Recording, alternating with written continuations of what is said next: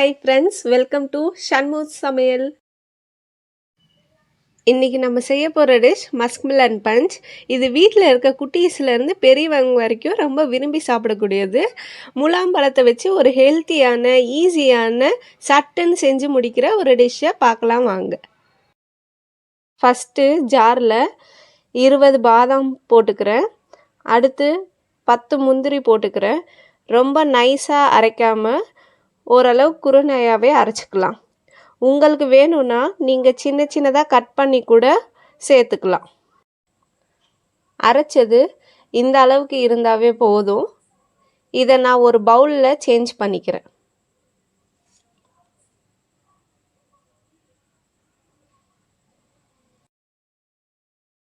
இன்றைக்கி நான் 1 kg Musk Milan வாங்கிட்டு வந்திருக்கேன் மார்க்கெட்லேருந்து. இப்போ நம்ம இதை கட் பண்ணிக்கலாம். இப்போது கட் பண்ணது ஃபஸ்ட்டு ஹாஃப் பெருசாகவும் கொஞ்சம் சின்னசாகவும் கட் பண்ணியிருக்கேன். அதில் இருக்க சீடெல்லாம் நான் ஸ்பூனை வச்சே ரிமூவ் பண்ணிக்கிறேன்.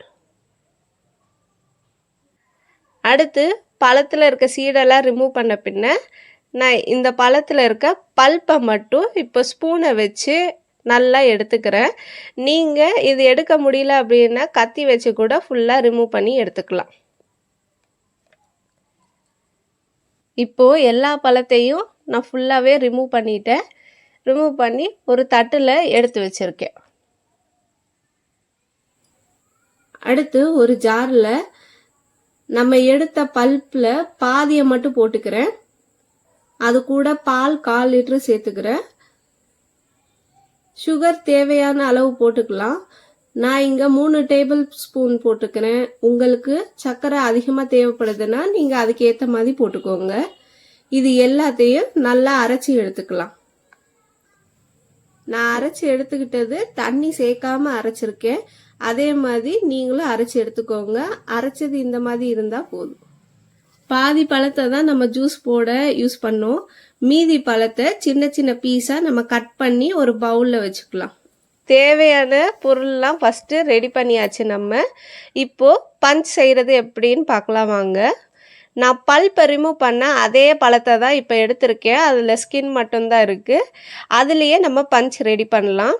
ஃபஸ்ட்டு நம்ம சின்ன சின்னதாக கட் பண்ண மஸ்க் மிலன் பீசஸ் எல்லாம் போட்டுக்கலாம்.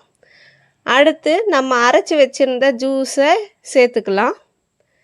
அடுத்து நம்ம எடுத்து வச்ச பாதாம் கேஷ்யூ பவுடரை சேர்த்துக்கலாம். இதே மாதிரி ஆல்டர்னேட்டிவாக நீங்கள் சேர்த்துக்கிட்டே வாங்க.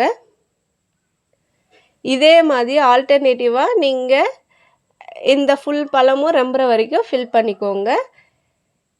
இதை 1 hour நம்ம ஃப்ரீசரில் வச்சு எடுத்துக்கலாம். இப்போது நம்ம மஸ்க் மிலன் பஞ்ச் ரெடி ஆயிடுச்சு.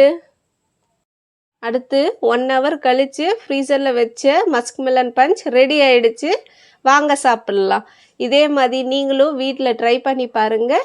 எப்படி இருக்குன்னு எனக்கு கமெண்ட் பண்ணுங்கள். தேங்க்யூ ஃபார் வாட்சிங்.